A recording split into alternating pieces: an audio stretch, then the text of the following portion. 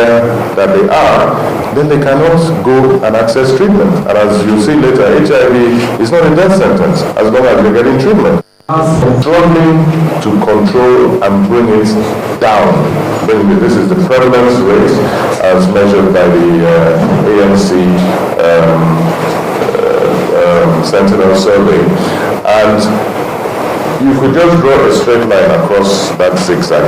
We are not going up, but we are at risk of going up. It's not going down, and we have to act to make it go down. That's the difference. We don't do anything more. That line that's going up is just going to keep shooting up. We have to act to bring it down, and the main action for the general public starts with knowing your status. We'll go straight to business news after the break. The Financial Reporting Council of Nigeria has recognized the fact that there are several challenges hindering effective monitoring of financial reports in the country. We'll bring you details on that story after the break. And on the foreign scene, the protests in Thailand continue unabated, and even the army comes under siege from the protesters. Join us again. It's a platform to ask and get answers to those personal questions bordering on your health. Every Saturday at 12:30 p.m. medical and non-medical experts in simple language address nagging questions on nutrition and fitness, cardiovascular health, growth and development, reproductive health and first aid and safety, and a host of other health conditions on Health Matters. Health Matters dispels general misconception about certain health conditions. For a better understanding of how to improve your health, watch Health Matters live, only on Channels TV.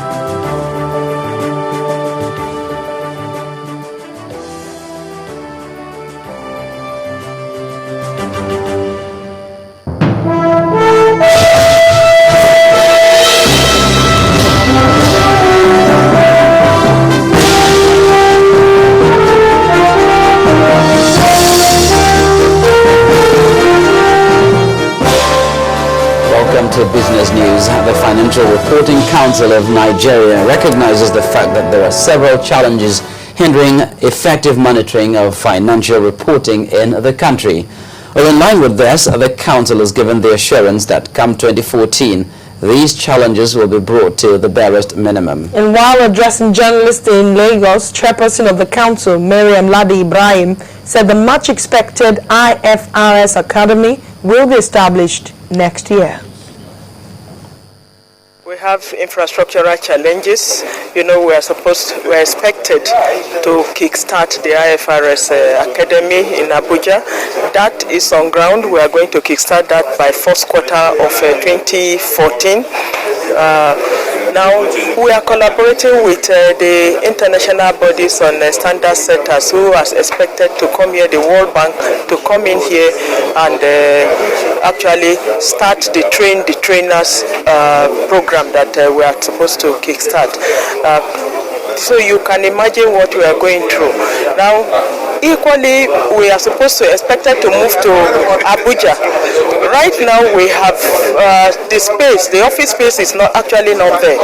So that's a lot of challenge that we are facing. But we have gotten promises from the Honorable Minister, our Minister, and we are hoping that in the year 2014, we will be able to get a good accommodation so that with good accommodation and infrastructure, we will be able to accomplish what we are expected to do within the year.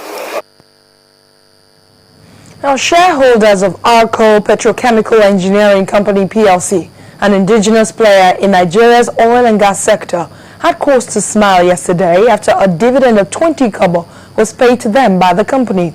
At Arco's 31st annual general meeting held in Lagos, the company's management also declared a profit of 1.7 billion naira for the year ended March 31st of 2013, which represents an increase of over 100% compared to the previous year.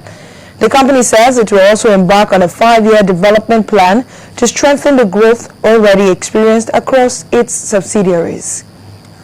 As we move closer to the end of the year, when a lot of stock taking is done, Arco Petrochemical Engineering Company has called out its shareholders to tell them how their company fared.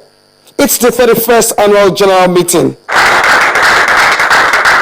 Based on the stellar performance of the company and in consonance with this policy, your board is recommending for your approval a dividend of 20 kobo for every share outstanding in the company as at 31st March 2013. A proud ACO's board, led by its chairman, goes straight to business, announcing that profit before tax jumped from 636.79 million to 1.7 billion for the year ended March 31st, 2013, and that represents 166.96%. Revenue also grew from 3.045 billion in 2012 to 5.253 billion for the year ended March 31st, 2013, and that represents 72.5% growth. We shall take delivery of 2 additional 70-passenger vessels of our subsidiary, ACO Marine and Oilfield Services Limited, earmarked for total exploration and production contract. We are looking at what ACO will be in the next 100 years. Why do we have confidence in saying this? Because of the best practices we are putting in place. Because we know it has happened before. In Europe, America, there are companies over 2 centuries, 200 years, 300 years.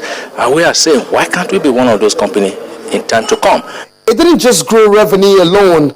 ACO is opening itself to an international recognized financial reporting standards, plus its expansion program and projections. It's not just growth as it is an upward climb. I think they've set goals and they are moving towards those goals.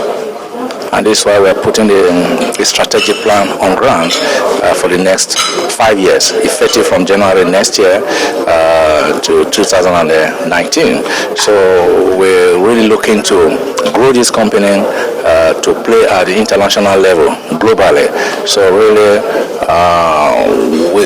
we are energized and we're really prepared. Good enough. According to ACO's management, strong risk management strategies, internal control framework, and the aspiration of building a world-class company that will outlive its founders and more have continued to power the group to an upward trajectory. Olu Phillips, Channels Television News.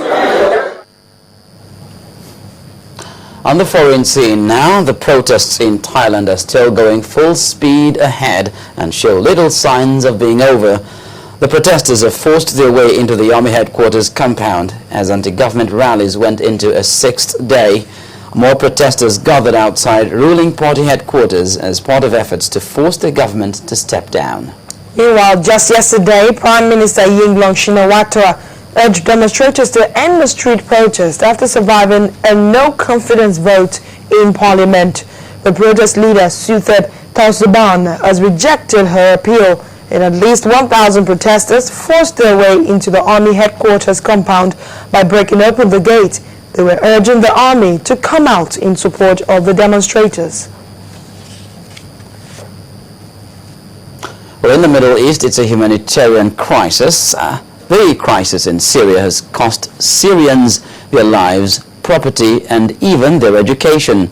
A UN report says school-aged children living as refugees outside of Syria are increasingly cut off from education and forced to work long hours for low pay. Things are so bad that as many as 300,000 children living in Lebanon and Jordan could be without schooling by the end of this year. More than half of 2.2 million Syrian refugees are children, with many facing severe dangers even outside the war zone.